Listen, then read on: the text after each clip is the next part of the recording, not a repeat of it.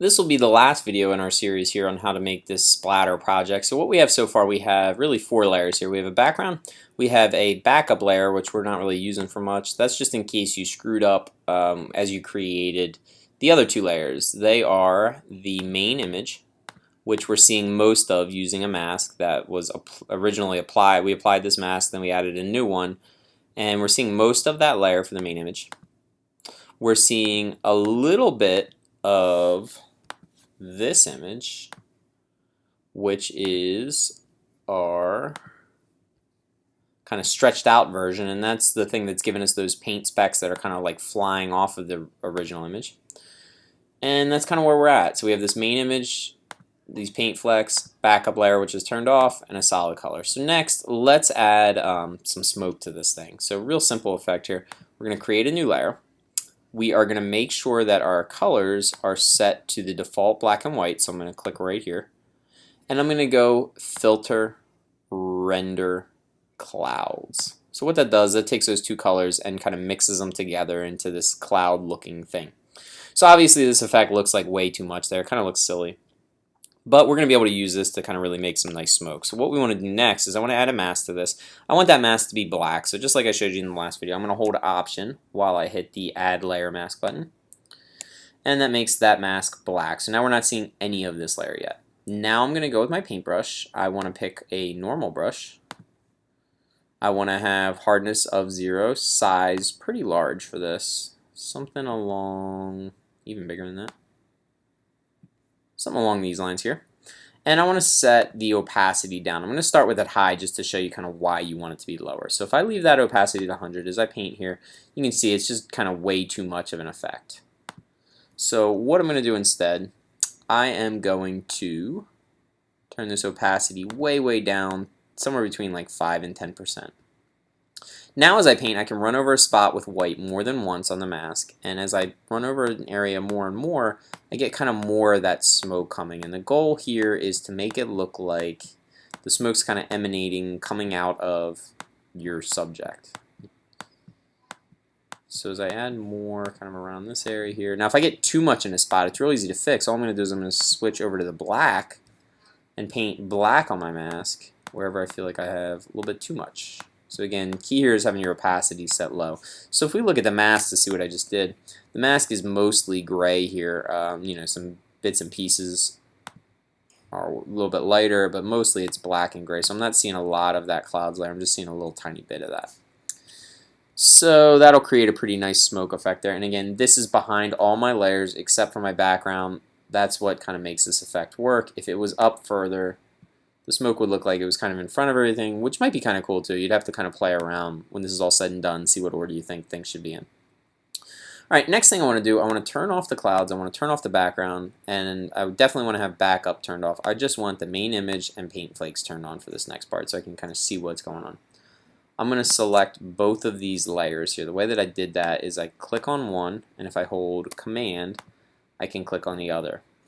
Shift would also work for this, but Command's a little smarter because if the 2 layers aren't right next to each other, if you do Command, you can select them. If you do Shift, it will pick everything in between, and all we want is just those 2 layers. So I'm turning Paint Flakes, holding Command, hitting Main Image, and I'm going to right-click and go ahead and duplicate those layers. Okay, and then I'm going to take these 2 duplicates and I'm going to just merge those 2 layers. So again, I'm right-clicking to do that. So I have this copy that is both the main image and the paint flakes combined. Again, the mask is gone now, so I'm looking at just at that one layer. So we're going to do a series of filters here to kind of make this thing look a little more interesting. First, I'm going to do Filter,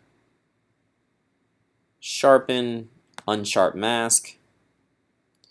The amount somewhere around 45%, radius somewhere around 4.5 pixels, threshold at 0. Now when you hit OK, you kind of see barely any change there, but that's just going to kind of help sharpen the image, make it a little bit more crisp. You might lose a little bit of detail, but it's going to be a little bit more crisp, the picture.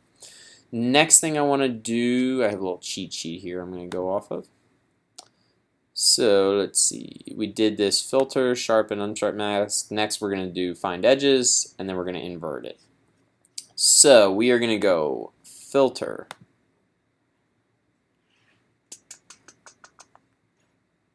stylize, find edges.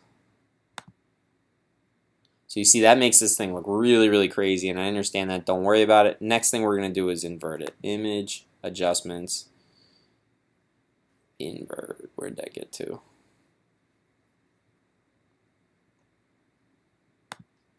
Alright, so now it's dark like that. Alright, next thing I want to do is I want to change the blending mode of this layer. So I really didn't want too much of this layer. You'll see what it's kind of going to do for us in a second. I'm going to turn it on linear dodge add.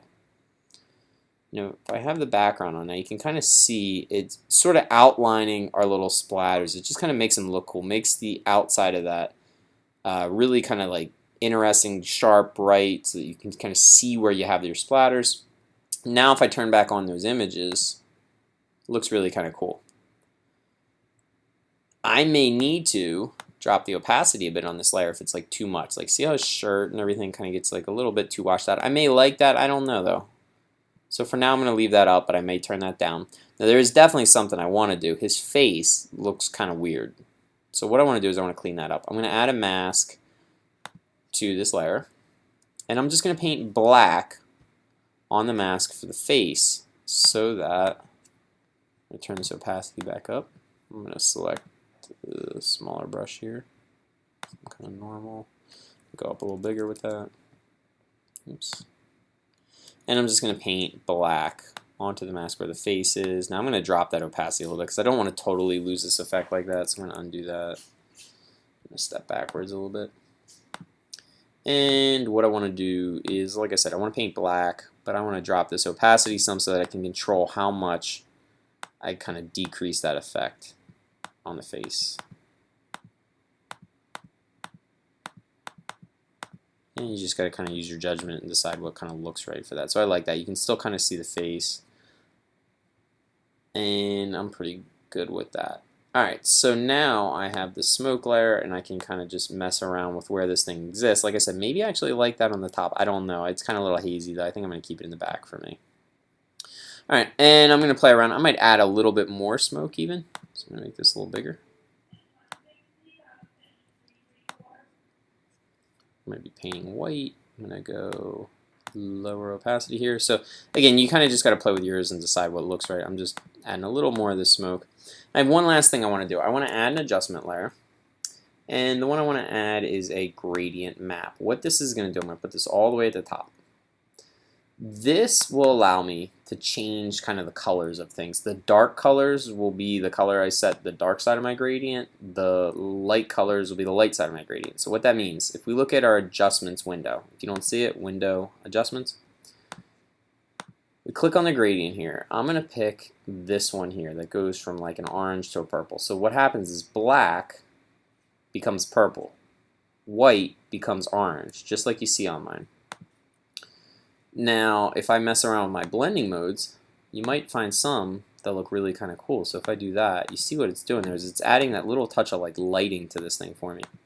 Not saying you got to use soft light, not saying you got to use the gradient I picked, but as you play around here, you might get some different effects that you really like. If I do that, maybe I want the opacity lower with this effect.